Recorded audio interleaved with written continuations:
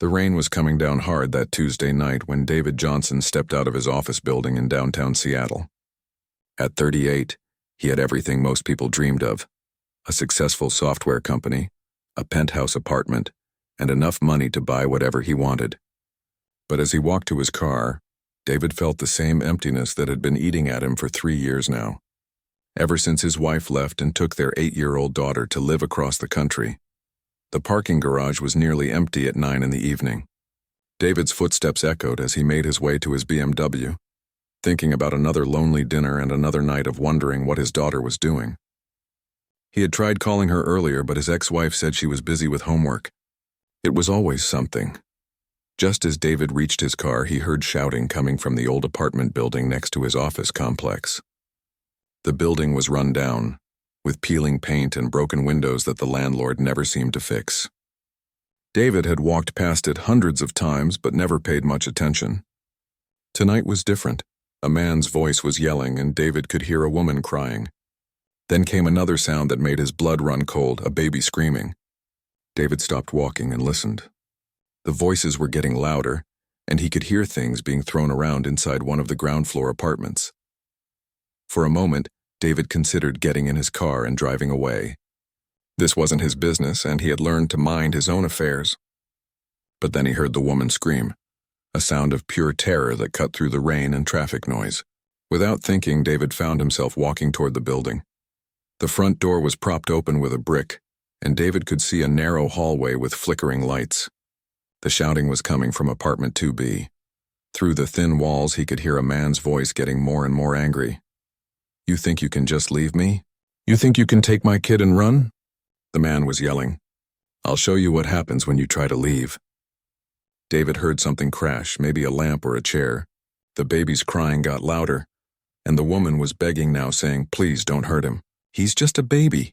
David's hands were shaking as he pulled out his phone. He had seen enough fights in his own childhood home to know how this could end.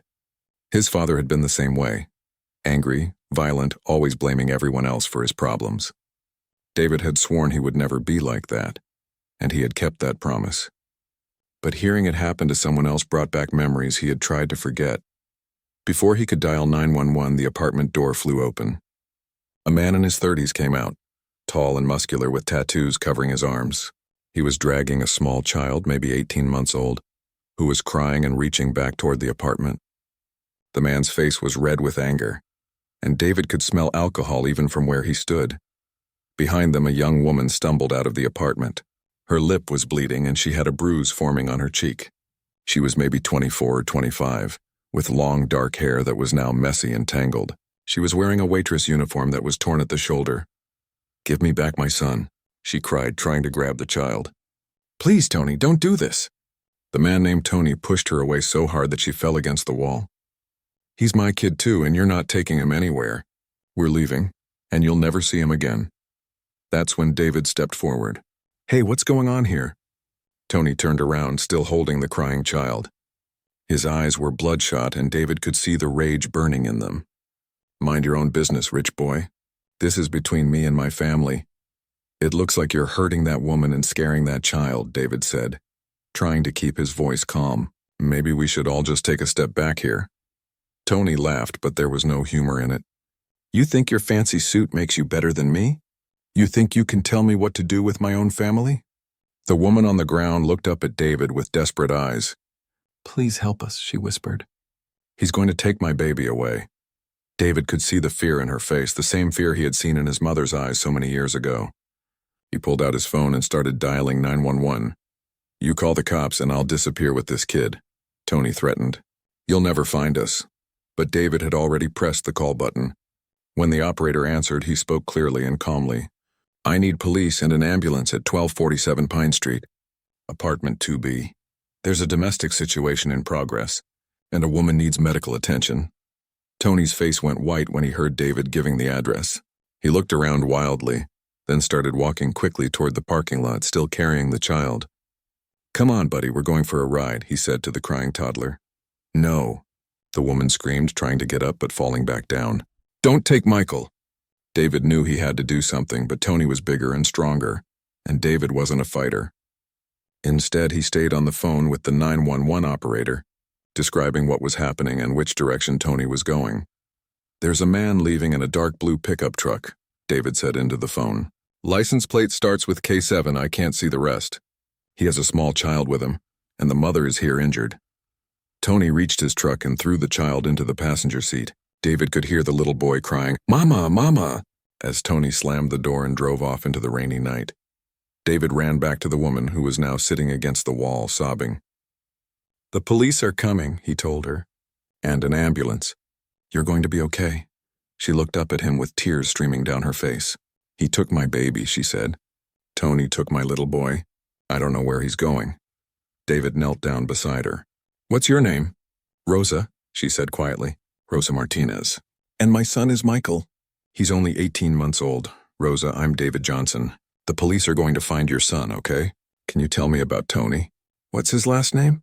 "Tony Williams," she said, wincing as she touched her swollen lip. "He's my ex-boyfriend. We broke up 2 weeks ago, but he kept coming around saying I couldn't leave him. Tonight he got really drunk and angry. He said if I didn't come back to him, he would take Michael somewhere I'd never find them." David could hear sirens getting closer. "Do you have any idea where he might go?" Rosa shook her head. "Maybe his mother's house, but I don't know the address. It's somewhere outside the city. He always said if anything happened, he would take Michael there." The police cars arrived first, followed by an ambulance. As the paramedics checked Rosa's injuries, David talked to the officers, telling them everything he had seen and heard. He gave them Tony's name and description, and what little information Rosa had provided about where he might go. As they loaded Rosa into the ambulance, she grabbed David's hand. "Thank you for helping us," she said. "I don't know what would have happened if you hadn't been here." David squeezed her hand gently. "We're going to find Michael," he promised, though he wasn't sure how. "I'm not going to let this go." As the ambulance drove away, David stood in the rain thinking about his own daughter so far away and safe.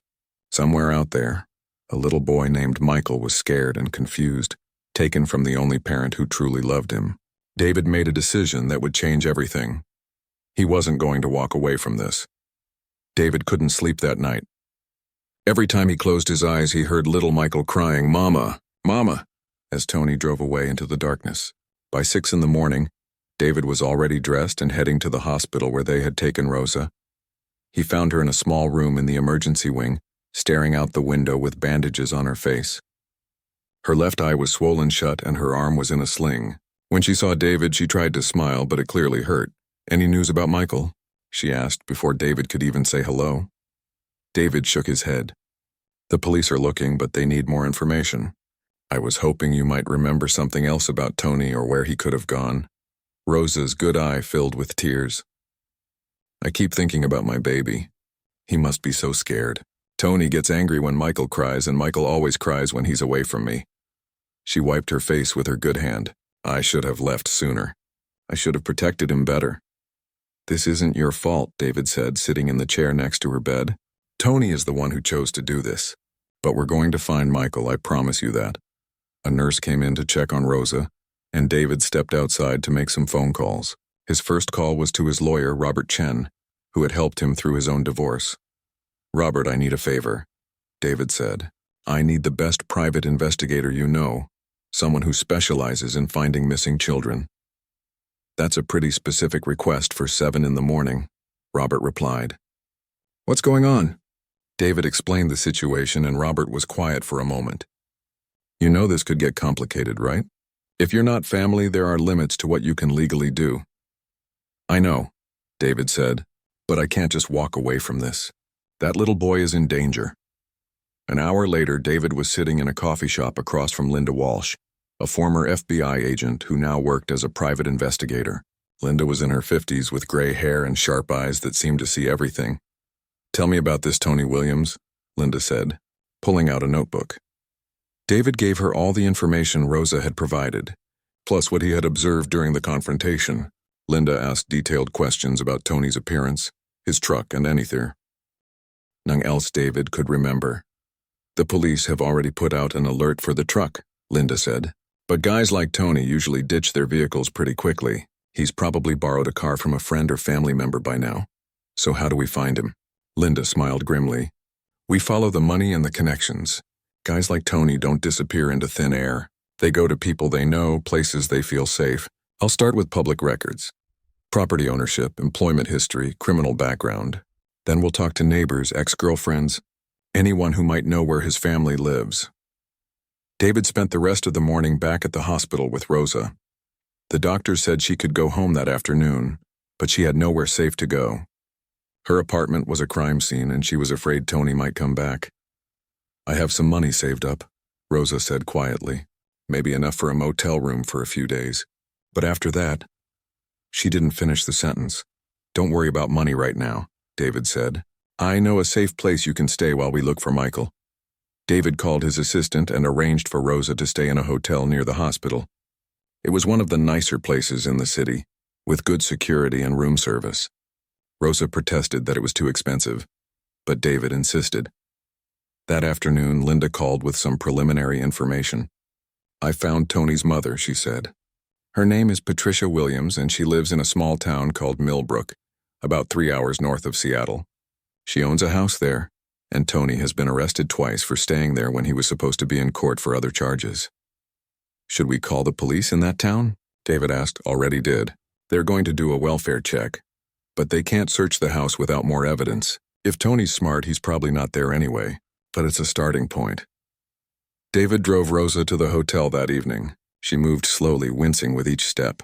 In the elevator, she turned to him with a confused look. Why are you doing all this for us? She asked. You don't even know me. David was quiet for a moment. I have a daughter, he finally said. She's 8 years old and she lives with her mother in Boston. I haven't seen her in 6 months because my ex-wife thinks I work too much and don't have time for family. He looked at Rosa. But watching what happened to you and Michael last night, I realized something. Having money and success doesn't mean anything if you can't protect the people you love. Rosa's room was on the 10th floor with a view of the city. David made sure she had everything she needed, food, medicine, and a phone charger. Before he left, Rosa grabbed his arm. I need to tell you something about Tony, she said. He's not just angry and violent. He's also smart. He knows how to stay hidden when he wants to. And he has friends who don't ask questions. What kind of friends? The kind who think taking a child from his mother is okay if the man is paying them enough money, Rosa said. Tony always said he had connections, people who would help him if he ever needed to disappear. That night, David couldn't concentrate on work. He kept thinking about Michael, wondering if the little boy was crying for his mother or if Tony had found some way to keep him quiet. David called his own daughter in Boston, something he rarely did during the week. Hi, sweetheart, he said when she answered. I just wanted to hear your voice. Hi, Daddy, she said. Are you okay? You sound sad. David smiled despite everything. Kids always knew. I'm just thinking about how much I love you and miss you. I miss you too, Daddy. When are you coming to visit? Soon, David promised. Very soon. The next morning, Linda called with more news. The police in Millbrook checked Patricia Williams' house. No sign of Tony or the child, but the neighbors said they saw a blue pickup truck there 2 nights ago. It was gone by morning, so we just missed them? Maybe, but I also found something interesting. Tony has a half-brother named Jake who lives about an hour from Millbrook. Jake owns an auto repair shop, the kind of place where you can make a car disappear or get new license plates without asking too many questions. David met Linda at her office, where she had spread out maps and photographs on her desk. She had been busy gathering information about Tony's family and friends. Here's what I think happened, Linda said, pointing to the map. Tony went to his mother's house first, probably to get money and maybe a different car. Then he went to his brother's shop to change vehicles or plates. The question is, where did he go after that? Could he have left the state? Possible, but I don't think so. Moving across state lines with a kidnapped child is a federal crime, and that brings in the FBI. Tony's been in trouble before, but nothing that serious. I think he's still somewhere local, probably staying with someone who doesn't know the real situation. David's phone rang. It was the hotel calling about Rosa. She's asking for you, the desk clerk said. She seems pretty upset about something. When David got to the hotel, he found Rosa pacing around her room despite her injuries. She had been watching the news. They're saying Tony contacted his mother, Rosa said. The news said he called her this morning and told her he was keeping Michael safe from an unfit mother. Rosa's voice was shaking. He's going to tell people I'm a bad mother. He's going to make them think he's protecting Michael from me. David sat down across from Rosa. We know the truth. The police know the truth. You have injuries that prove what really happened. But what if people believe him? Rosa asked.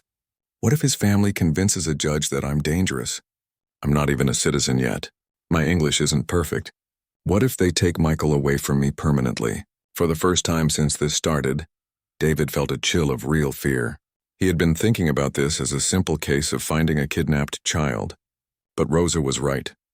This could turn into a legal battle where Tony's family used their connections and Rosa's immigration status against her. That's not going to happen, David said firmly. I have lawyers, good ones, and we're going to find Michael before Tony can spin this story any further. But as David left the hotel that night, he realized they were running out of time. Every hour that passed made it harder to find Michael, and easier for Tony to create a story that might convince people he was the good guy in this situation. Linda called just as David was getting into his car. I think I know where they're going next, she said. And we need to move fast. Linda's voice was urgent on the phone. I found them. Tony's at a fishing cabin about 2 hours north of the city. My contact at the phone company traced a call he made to his brother Jake this morning. He's asking for more money and talking about leaving the country. David's heart was racing. Are you sure it's them? The neighbor heard a child crying all night. She said it sounded like a very young child, and she was worried because she's never seen Tony with a kid before. Linda paused. But David, we need to be smart about this. If we spook Tony, he might run again, and next time we might not find him. David was already grabbing his car keys. What's the plan? Meet me at my office in 20 minutes. I've already called the local sheriff, but it's a small town with only 2 deputies. They want to wait for backup from the state police, but that could take hours. David made one quick stop before heading to Linda's office. He picked up Rosa from the hotel. Despite her injuries, she insisted on coming along. That's my baby out there, Rosa said as David helped her into his car. I'm not sitting in a hotel room while someone else brings him home. The drive to the cabin felt like the longest 2 hours of David's life. Rosa sat in the passenger seat, nervously playing with a small stuffed bear she had grabbed from her apartment before they left. Michael sleeps with this every night, she explained. When he sees it, he'll know everything is going to be okay. Linda met them at a gas station about 10 miles from the cabin. She had maps and photos spread across the hood of her car. The cabin belongs to Tony's uncle, but he's been dead for 2 years, Linda explained. Tony's been using it as a hideout when he gets in trouble. It's pretty isolated. The nearest neighbor is half a mile away. The local sheriff, a man named Bill Carter, pulled up in his patrol car. He looked tired and worried. I've been a cop in this county for 15 years, he said. We don't usually deal with kidnapping cases. Are you sure this Tony Williams is dangerous? Rosa stepped forward and Sheriff Carter saw her bruises for the first time. His expression changed immediately. He did this to you? The sheriff asked. Rosa nodded. And he said if I ever tried to leave him, he would make sure I never saw my son again. Sheriff, my baby has been with that man for almost 3 days. Tony gets angry when children cry, and Michael is only 18 months old. He doesn't understand what's happening. Sheriff Carter looked at David and Linda. What's your role in all this? I witnessed the kidnapping, David said. And I hired Linda to help find the child. We just want to make sure Michael gets home safely. The sheriff studied the map. The cabin is at the end of a dirt road. If Tony sees us coming, he could run into the woods with the child.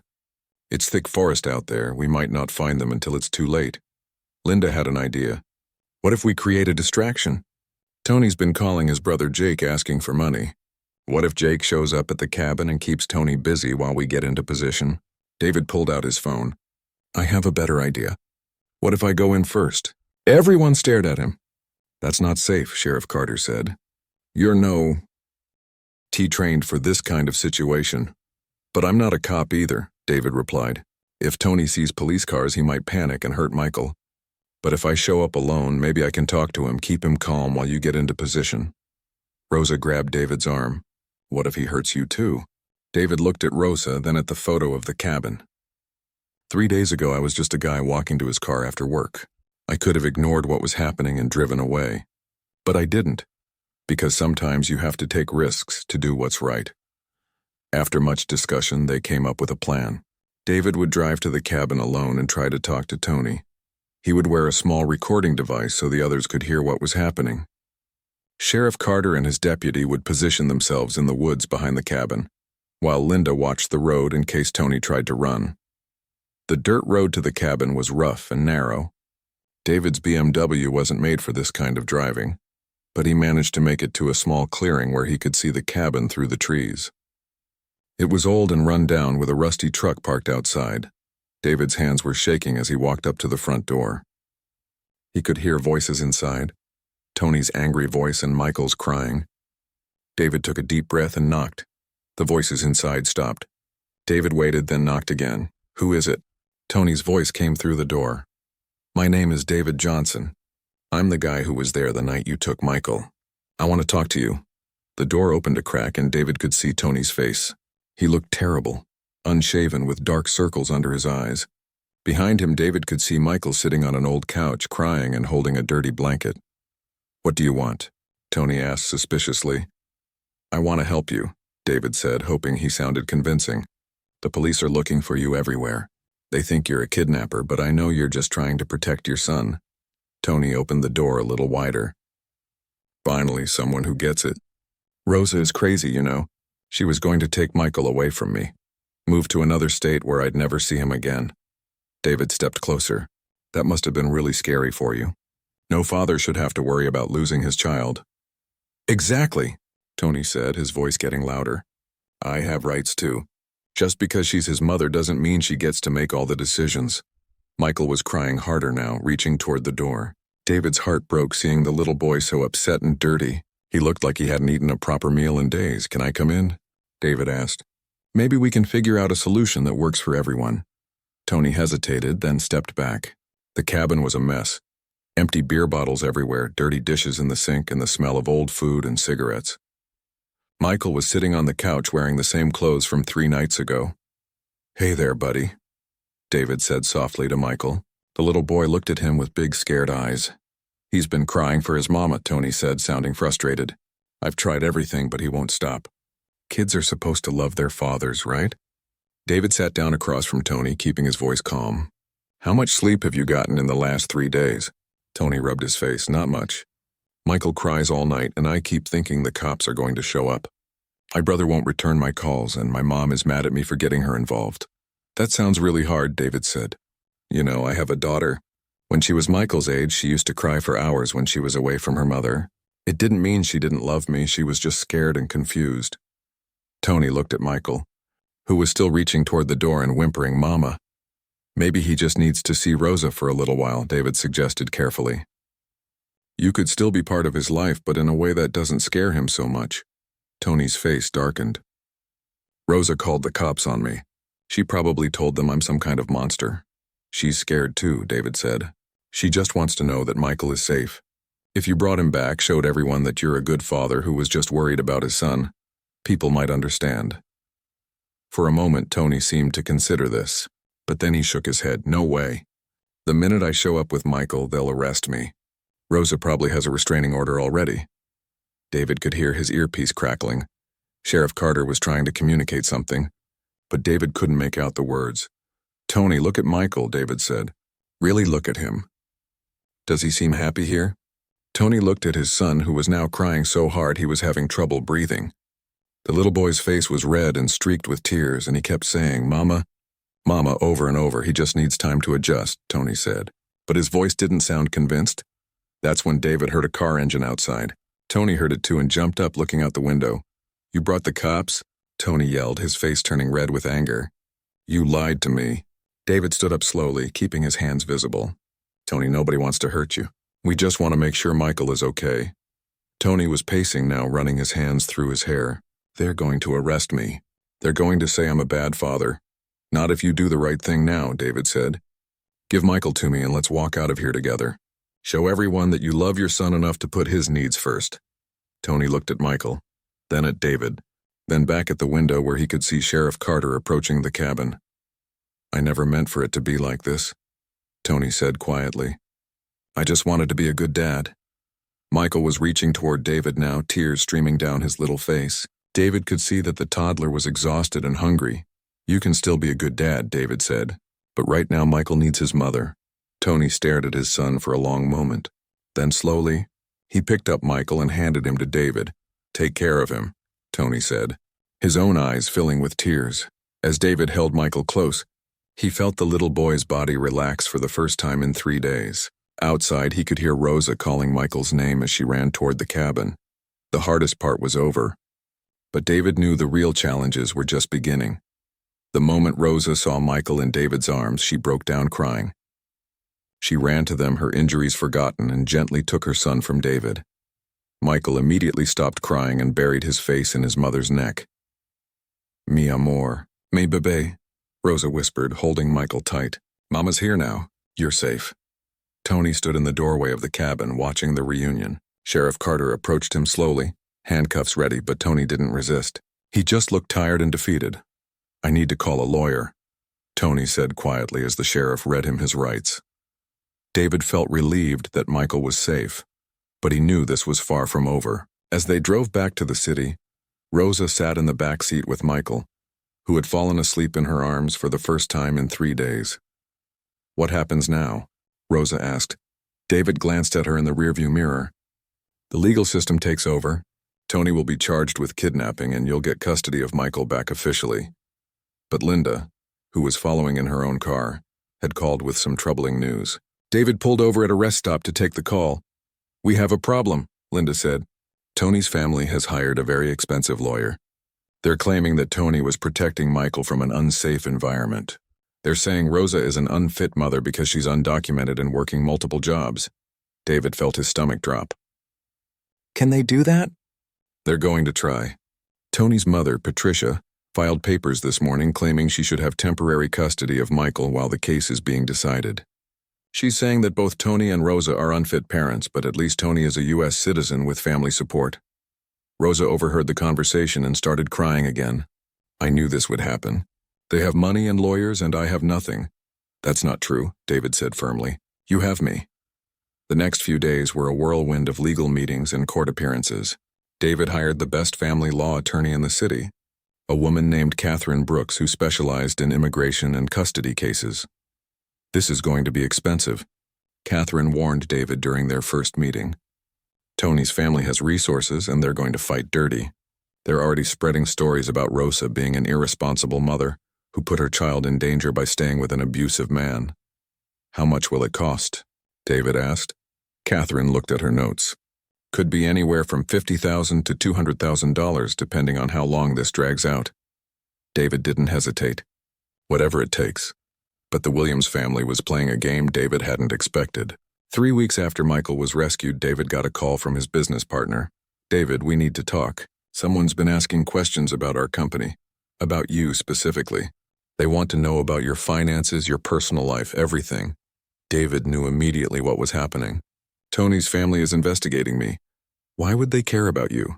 "Because I'm helping Rosa, and they want to discredit anyone who supports her case." The investigation into David's life became public when a local newspaper ran a story titled, "Millionaire Businessman Gets Involved in Custody Battle."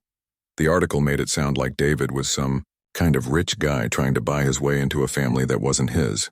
"Business," David's ex-wife called him that same day. "I saw the article, David. What are you doing? This makes you look unstable, like you're having some kind of midlife crisis." "I'm helping a mother get her child back from kidnappers," David said. "But why?" "You don't even know these people. And now our daughter is asking questions because her friend saw your name in the news." That hit David hard. He hadn't thought about how this might affect his own daughter. But when he really considered it, he realized something important. "You know what? I want our daughter to see this. I want her to know that her father stands up for what's right, even when it's difficult." Meanwhile, Rosa was struggling with her own challenges. Child Services had assigned a caseworker to evaluate her living situation. The caseworker, a stern woman named Janet Mills, made it clear that she had concerns.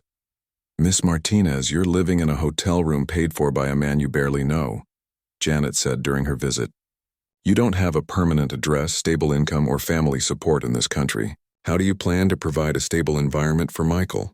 Rosa tried to explain her situation, but her English wasn't perfect, and she could see that Janet was writing negative notes. That evening, Rosa called David crying. They're going to take Michael away from me permanently. The caseworker thinks I'm not good enough to be his mother. David had been thinking about this problem for days. Rosa, what if I told you I had an idea that might solve several problems at once? What do you mean? Tony's family owns several properties around the city, including that run-down apartment building where you were living. What if I bought those properties from them? Rosa was confused. Why would you want to buy those old buildings? David smiled. Because sometimes the best way to win a fight is to change the rules of the game. The next morning, David called his lawyer and his accountant. I want to make an offer on all the properties owned by the Williams Family Trust. All of them. His accountant nearly choked on his coffee. David, that's at least $15 million worth of real estate. Most of it needs major repairs. I know. Make the offer anyway. Within hours, David's offer was on Patricia Williams' desk. It was for $20 million, well above market value. With one condition. All legal challenges to Rosa's custody of Michael had to be dropped immediately. Patricia called her lawyer, who called Tony's lawyer, who called Catherine Brooks. Your client's offer is unexpected, Tony's lawyer said.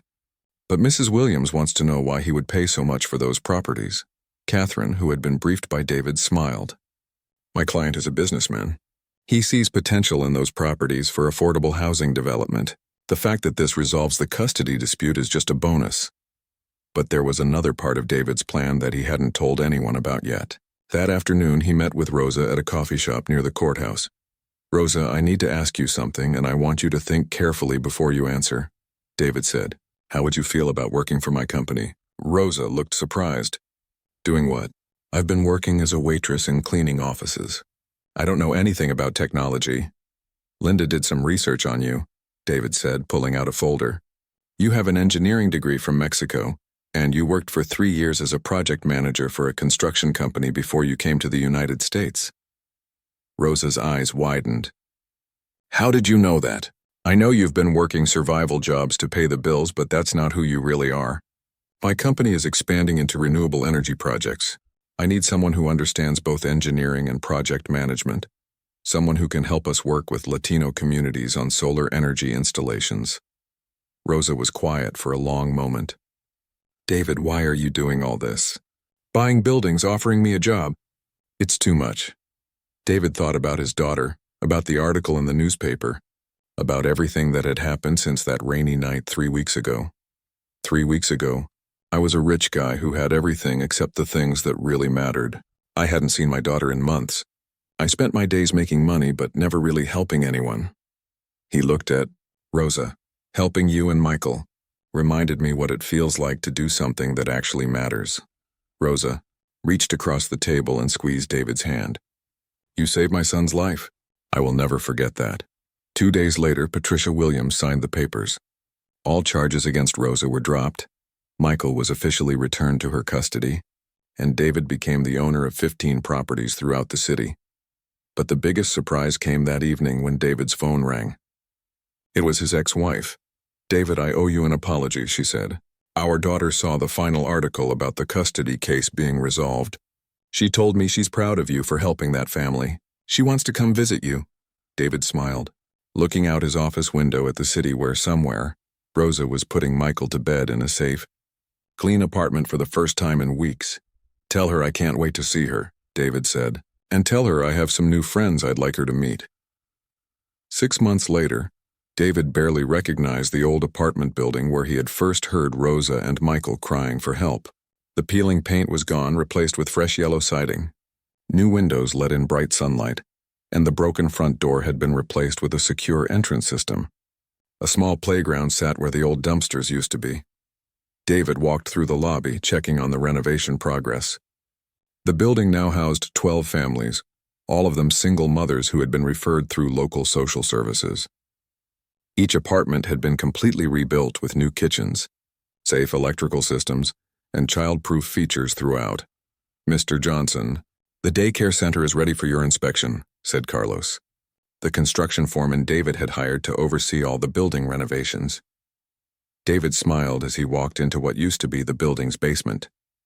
It was now a bright, cheerful child care center with colorful walls, educational toys, and large windows that had been added during the renovation. Rosa was there wearing a hard hat and holding blueprints. talking to the daycare director about the final details. The security cameras are connected to the main office, Rosa was explaining. And each classroom has direct access to the playground through these new doors. David watched Rosa work, amazed at how much she had changed. In her new job as project manager for David's affordable housing initiative, she had discovered talents she never knew she had. Her engineering background, combined with her personal experience of struggling to find safe housing, made her perfect for overseeing these renovations. "How's everything looking?" David asked. Rosa grinned. "Perfect. The daycare opens Monday, which means all the mothers in the building can start their job training programs. We have 12 women signed up for the computer skills class and 8 for the nursing assistant program." This had been David's idea from the beginning. Simply providing affordable housing wasn't enough. The women living in his buildings needed opportunities to build better lives for themselves and their children. So each building now included job training programs, childcare, and partnerships with local community colleges. Michael came running over from where he had been playing with some toys in the corner. At 2 years old now, he was a completely different child from the scared, crying toddler David had held at the cabin 6 months ago. Michael was happy, talkative, and completely devoted to his mother. "David," Michael said, raising his arms to be picked up. "Look, trucks." He showed David a small toy construction vehicle. "That's a cool truck, buddy," David said, lifting Michael up. "Are you going to be a builder like your mama?" Michael nodded seriously. "Build houses for mamas," Rosa laughed. "He's been saying that all week. I think he understands more about what we're doing here than I expected." David's phone buzzed with a text message from his daughter, who was now visiting him every other weekend. "Dad, are we still going to see Rosa and Michael today?" "I made Michael a drawing. She's really excited to see you both," David told Rosa.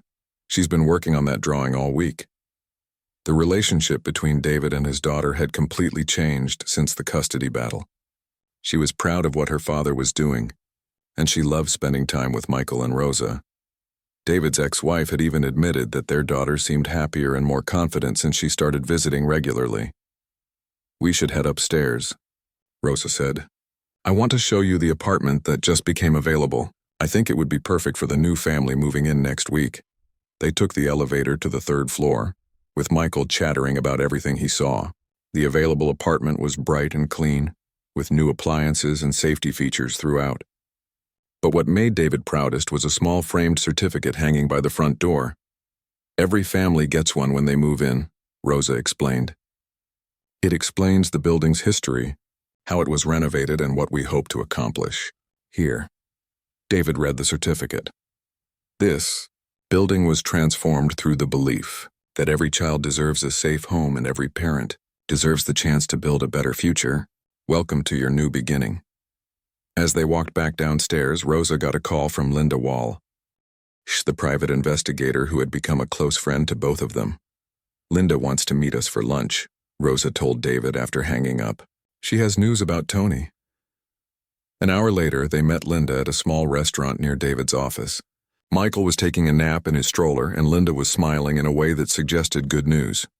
"Tony gets out of jail next month," Linda said. "He's been in a rehabilitation program, and his counselor thinks he's made real progress." David wasn't sure how to feel about this. Is Rosa safe? Is Michael safe? Tony wants to meet with Rosa, Linda continued. Through his lawyer and a mediator. He wants to apologize and talk about maybe having supervised visits with Michael someday. Rosa was quiet for a moment. "What do you think I should do?" "It's completely your choice," David said. "No one can pressure you into anything." Rosa looked at Michael sleeping peacefully in his stroller. I think maybe I should hear what he has to say. Not because I forgive him for what he did, but because Michael might want to know his father someday. If Tony has really changed, maybe we can find a way for that to happen safely." Linda nodded. The meeting would be in a controlled environment with counselors present, and you would have final say over any future contact. After lunch, David and Rosa walked through downtown Seattle, pushing Michael's stroller and talking about everything that had happened. They stopped at a small park where Michael could play on the swings. "Sometimes I can't believe this is my life now," Rosa said, watching Michael laugh as David pushed him on a swing. 6 months ago, I was working 3 jobs and living in fear. Now I have a career I love, a safe home, and friends who feel like family." "You earned all of this," David said. "I just provided some opportunities. You're the one who grabbed them and made something amazing happen. Rosa was quiet for a moment. What about you? Are you happy with how everything turned out? David thought about this question. 6 months ago, he had been successful but lonely, wealthy but disconnected from what really mattered. Now his weekends were filled with his daughter's visits, dinners with Rosa and Michael, and trips to check on the families living in his buildings. You know what the best part is? David said. My daughter told me last week that when she grows up, she wants to help families like we do. She said she's proud to be my daughter. Michael ran over from the playground, grabbing both David and Rosa's hands. Ice cream? He asked hopefully. Rosa laughed. You just had lunch. Ice cream, Michael insisted, looking back and forth between them with his big brown eyes. I think ice cream sounds perfect, David said, but only if your mama says yes. As they walked toward the ice cream shop, David's phone rang. It was his business partner with news about their latest project. David, the city council approved our proposal for the next building renovation. It's the old warehouse on 5th Street. We can house 30 families there with space for a medical clinic and a community center. That's fantastic, David said. Rosa's going to be excited to start planning that project. After they hung up, Rosa looked at David curiously.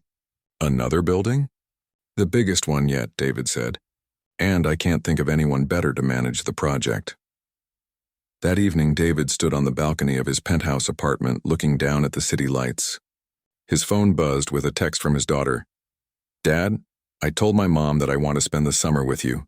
Is that okay? David smiled and typed back, more than okay. We have a lot of work to do this summer. Down below, he could see some of his buildings lit up in the distance. In those buildings, families were having dinner. Children were playing safely, and mothers were studying for better jobs while their kids slept peacefully in secure homes. 6 months ago, David had been a successful businessman walking to his car in the rain.